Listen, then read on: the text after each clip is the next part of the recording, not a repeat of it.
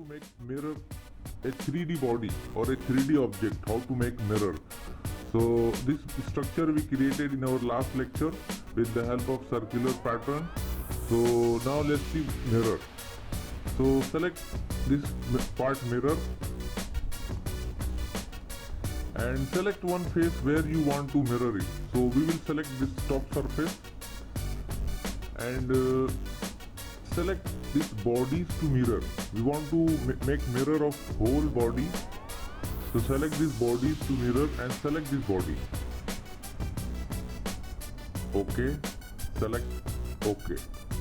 Now see, it is become mirror. Now there is one more method. So just delete it. Just go to geometry, choose plane and select one axis, let's say top plane. So just put it above, select OK.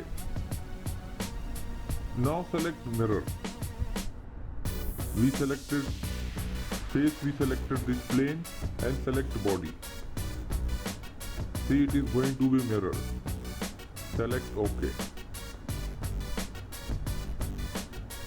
Unmerge result. OK. Now see, we make a mirror of this body with the help of mirror command or mirror tool. So this is very important tool in SolidWorks. I hope you enjoyed this small video.